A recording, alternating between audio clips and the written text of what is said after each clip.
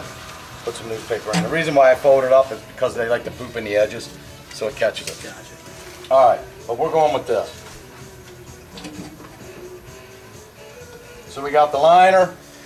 This is the hide boxes that I use. This is going to keep him a good while.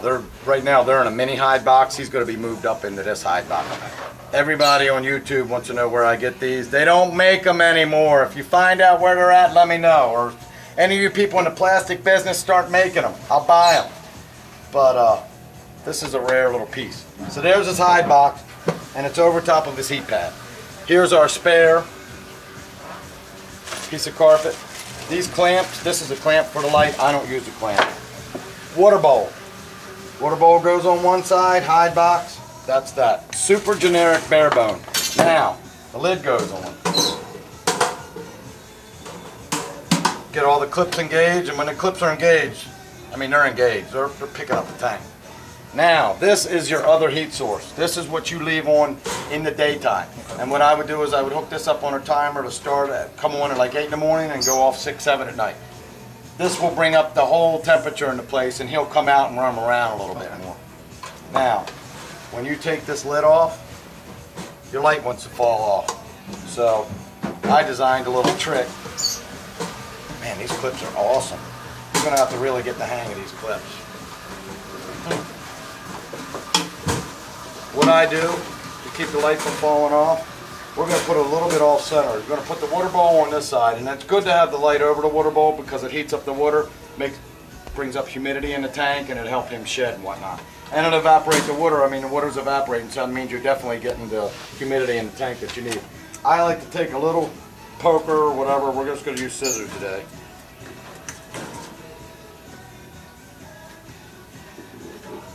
I make a little hole right in the side of the fixture. You can use a bread twisty, or you can use a wire tie. We're using a wire tie today. That way, when you lift up this aquarium lid, or anybody else does, or if your cat jumps on it or something like that, you're, hold that. Thank you, sir.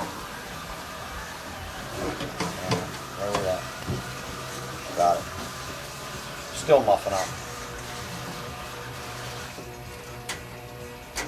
Had to go down and up. Hang on, we'll get it. We'll get it. Up. Look at that thing. If this was a bread twisty, I'd be done. Got it. I got it. What I'm doing is I'm attaching the light to the lid.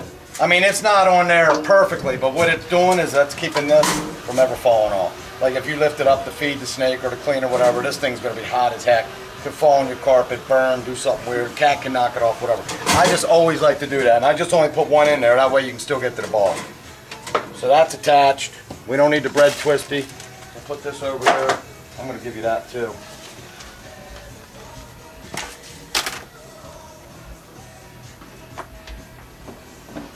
Move it a little closer for Fatty. Alright, so here's what we got. Our generic setup, locked and loaded. Clips on, you see how the clips work, right? Clips just go right up underneath of that little thing and grab on. You'll know if they're not on, and you'll get the hang of it. But the easiest way is to engage the sides, or the back, the ends, and then the sides. Alright, fixture, light bulb, that's going to go on a timer. Depending on how cold your house is, most people put it on a timer. They set it up at 8 o'clock when they get up in the morning, and it just goes off 5, 6, 7, 8, or whatever when they go to bed. Under the tank heater gets plugged into an outlet indefinitely and just run. Keep this thing full of fresh water. Keep his hide box clean. Keep his carpet clean. Now let's put the snake in there and see how he looks. I picked you out a nice snake. Uh-oh, watch it. Is this one gonna work? Dude, I can't do this to you on camera. I didn't pick this one out for you. But I'm just showing everybody how nice a piebald looks in a nice generic setup. Dave, you said you wouldn't know if it bit you on the ass how much it cost. Nope. Man, he does look good in there. Alright, let's get the real snake and stop breaking this poor kid's heart. Christ, he's gonna grow up and hate me. Here's your snake. Take a look at him. You can grab him. That's a male.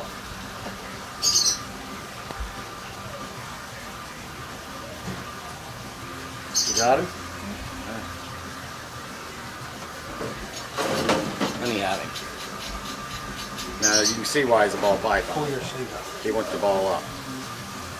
And I can see that you're a smidge on the nervous side, but so is he. This is his new home. And this is where he's going to live. He's got his hide box, he's got his water bowl, he's going to have a heat lamp, he's going to have an under the tank heater. You're going to feed him once a week. Are you getting him, Rob? Yep. I said, Rob! Oh! Man, I'm a little sweaty. I think I got it. Water bowl, heat lamp, hide box, some kind of substrate. And you can use aspen or cypress chips or the bark. I don't want you to, but those people can. Under the tank heater's underneath of there, his little hut, and that's it. This is your plain Jane, bare bone, basic setup for a ball python, and it's perfect for him. The cleaner, the easier it is to keep it clean, the more you like your snake. When it's a pain in the butt to clean it and it's a drag, you know, I mean, they're all nasty and dirty, and mom's like, man, your cage stinks. You know, that's no good. But if it's nice and clean looking all the time and it's real easy to do. How often do you clean the cage? Huh? How often do you clean the cage? If I was you, and that's a good question, you're going to water him. We feed and clean once a week. This little guy's probably going to need water more than that. It's probably going to evaporate more with this light being over top of it.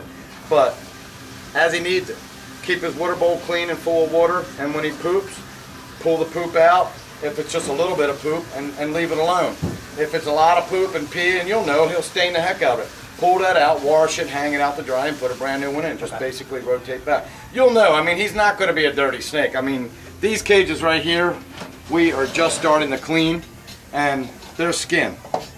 That's all that's in that cage. I mean, he hasn't even pooped yet. There's a little bit of poop in the back, but the snakes are real clean. Oh, that's a nice snake to pull out, wasn't it? That's a super phantom. The only thing I didn't talk about, other than we did talk about a rheostat, and if you want to get a rheostat, you can. If not, I don't think you need one. Okay. The only thing that we didn't get, and I didn't see them there when we got them, but we will, is a little thermometer, and that's basically a stick-on thermometer. They make decent ones now that are they're pretty accurate, and we'll put that somewhere in the middle of this cage just to make sure his temperatures aren't too hot. You don't want him to get over 92, 93 degrees somewhere on one side of this. I don't think that's going to be the problem on the other side, but. You'll know if he's too hot, because if he's too hot, he'll plant his ass in that water bowl and he won't come out. And if he's ice cold, he'll either always be under his hide box all tightened up, or he'll try to come out here and bask under this all the time. But I don't think you're going to have a problem. He's going to roam around and explore at night, and he's going to sleep during the day on top of his heat mat. And he might come out. But the reason why you want heat over there and heat over here is because the heat mat isn't super hot. It's just giving him a nice temperature. This right here will bake him. He's going to feel real good on this. And he'll come out and sit beside his water bowl or whatever, and he'll be right under the ray for real nice heat, and then he'll kind of like move to the left or the right. He'll just thermoregulate. He'll be wherever he wants to be. Okay. So, that is a generic setup. We're going to bag him up. We'll grab a bag. Wow, I figured out the clip. We'll bag him. What do you think, Derek? Awesome. Are you stoked? Mm-hmm. You want all of them before you bag them? You can put him in the bag. And you're probably going to get bit every once in a while. Don't sweat it. He'll get used to being handled. There you go. Let's make sure he's a boy. Can't be giving away our girls. Yep, there's a boy. There's his little wee-wees. Now he just ate yesterday, so we don't want to be handling him a lot. Go home. Just put him somewhere nice and warm in your house, in his bag. Just leave him alone. Go home and do what I said. Plug in your heat lamp. Plug in your heat pad. You have a timer? Can you get a timer? I'll get a timer. Just get a timer and put this on. Let it start at like 8 in the morning and go off at 6 and just see what happens. But just go home and plug everything in and get it working. You'll notice heat pads working just by going like that. Just move it, just like and it'll feel warm. It won't feel hot. It'll just feel warm. You'll know that's working. Of course, you'll know this is working if it's red. And then once, let it get set up and for about an hour, put him in there, lock it all up, and leave him alone for a while. And we'll worry about feeding him next week. So we'll keep him out. That way you can keep him in a nice spot in the car, keep him warm. put all your other stuff in here. And I'm trying to think if there's anything else I got to talk about. I think that's about it. That's it, your generic ball python setup for Derek on YouTube. We're out. Good job.